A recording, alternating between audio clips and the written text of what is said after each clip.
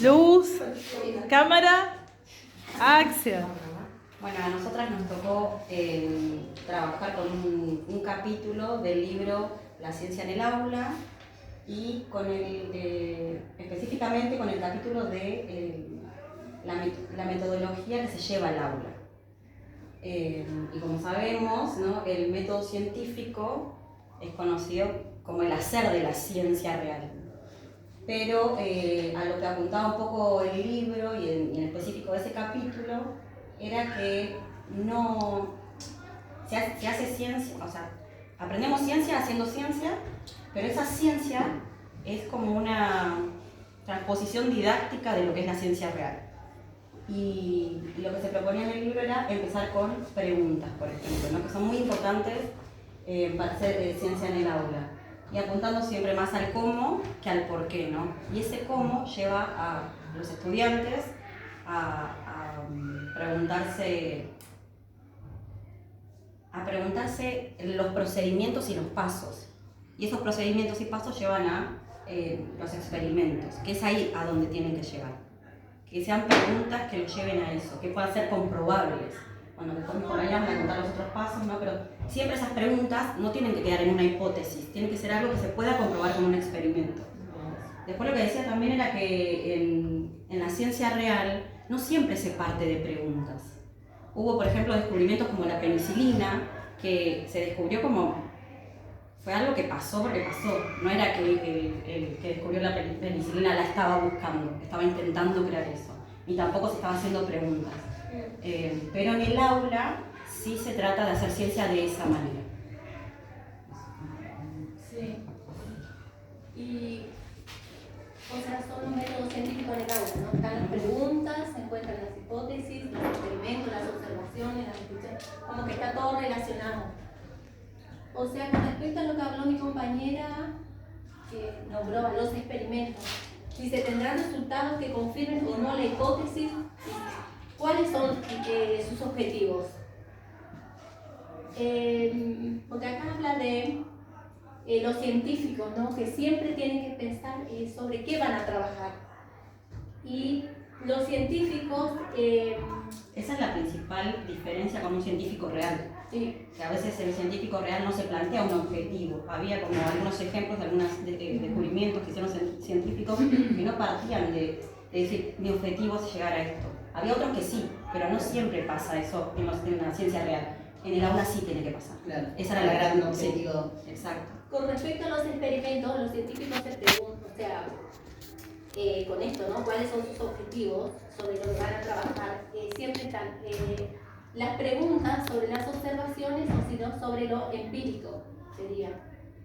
Sobre las pruebas y todo eso, prueba y error, y están ahí, ¿no?, que tiene que ver con el pensamiento, ¿no?, del científico, que se basa en las preguntas y en las observaciones.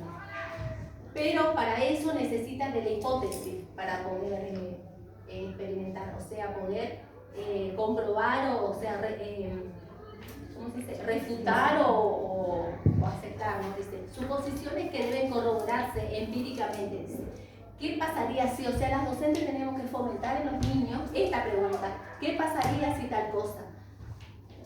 Por ejemplo, ir cambiando y que vayan buscando, ¿no? ¿Qué pasaría si le agregamos tal cosa o así? Todo el tiempo, o sea, fomentar la curiosidad del niño, básicamente es eso. Sí, que el experimento va a surgir de esas preguntas. Sí. Por eso es importante la guía del docente, igual que en las Sí, preguntas. Tenemos que guiarlos, acompañarlos para que lleguen a ese tipo de preguntas y no preguntas que queden en hipótesis nada más y que queden en el aire. Y no el por qué, sino el cómo. Como dijiste anteriormente, ¿no? Y bueno, básicamente es eso. O sea que experimentar para saber que lo que hipotetizamos es real o no. Claro, comprobarlo, exacto, validarlo. Y ahí tiene que ver, ¿no?, con los experimentos, pero también necesitamos las observaciones. Y para eso tenemos que también fomentar en los niños la hipótesis, que sería la palabra que lo lleva a eso, ¿no? ¿Qué pasaría? Tiene otra palabra técnica. Pero bueno, está relacionado todo. Bueno, es eso básicamente. Otro paso del método es Las observaciones, voy a leer por si no me acabo. Para corroborar una hipótesis, en general es necesario realizar observaciones o experimentos. No es lo mismo mirar que observar o interpretar. Son distintas cosas. Él o la docente tiene que guiar estas observaciones. Los buenos observadores son cazadores de patrones o regularidades. Encuentran cosas que se repiten, que se ordenan de manera predecible. Después, como otro paso, son las descripciones. Para describir lo que se ve, implica observar. La descripción de pasos y procedimientos es una parte importante de la metodología científica. Él o la docente debe realizar intervenciones del estilo: ¿cómo hicieron eso? ¿Qué están haciendo? Y el por qué. Son las preguntas que hay que hacerse. Bueno, para llegar a la pregunta, ¿cómo están haciendo y por qué? Tenemos que llegar a un resultado. Un resultado no siempre puede ser posible o tiene que ser, o sea, no tiene que tener un número.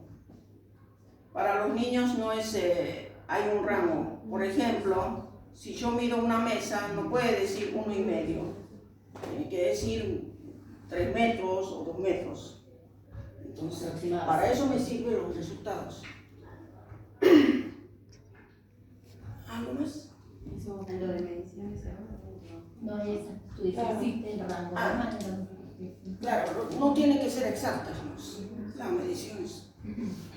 Por eso se llega al rango. Sí, esto de que no sean números exactos y que se considere más que se apunte más a lo cualitativo que a lo cuantitativo, es también para que los chicos razonen, para que entiendan el cómo pasó eso, el cómo del experimento. No es porque exacta, sí, como antes exacto, si es algo exacto, sí. Que no se queden con la lógica matemática o ese razonamiento, sino que entiendan el proceso, los procedimientos y los pasos. Es ahí donde se tiene que apuntar en las aulas, o sea, con este método científico. Por eso no nos quedamos con esto de lo exacto, no porque no podamos definirlo o no podamos llegar hasta ese resultado. Por eso habla de hecho, no hay exactitud, existen rangos. Esto de la mesa que decía, por ejemplo, Arminda, bueno, esta mesa mide entre 2 metros y 3 metros. No hace falta que hayan 1,75 centímetros. Exacto. Como que se le da más importancia, ¿no?, a lo cualitativo y no a lo cuantitativo, a la cantidad, a lo matemático. Y un poco lo que vimos hoy con la recorrida, esto de las observaciones, ¿no? Sí. Que no es lo mismo estar mirando que estar observando detalladamente cómo son las hojas. Claudia dijo lo de los pelitos, que algunas tienen otras texturas, es eso, Y bueno, acompañarlos a mirar, como, a ver si se detienen un poquito más, son iguales todas estas hojas, los troncos, ¿se parecen? Y ahí Bueno, nosotros acompañamos. Ahí se pone en la práctica todo lo que dice acá, ¿no?, la metodología, porque para eso hay que decir hipótesis, ¿no? Será tal cosa, será lo otro. Creo que en la vida misma nosotros todo el tiempo estamos, ¿no?, sacando hipótesis, diciendo cosas que por ahí Como se cumplen, ¿no? es lo que te lleva a hacer un experimento. Claro, Como ocurre con las plantas. Claro. ¿Será en mandarina? ¿Será sí, será por eso todo el tiempo lo estamos trabajando así. En la práctica se une todo. Y otra cosa que decía el libro era que no necesariamente se tiene que dar en este orden. Claro. El método científico, no siempre tiene que ser en estos pasos. Es más, nosotras en el libro se planteaba en un determinado orden y experimentos que estaba casi a lo último, lo cambiamos por mediciones y errores, porque nos pareció más coherente a nosotras para poder explicarlo ahora. Así que, Un aplauso, chicas.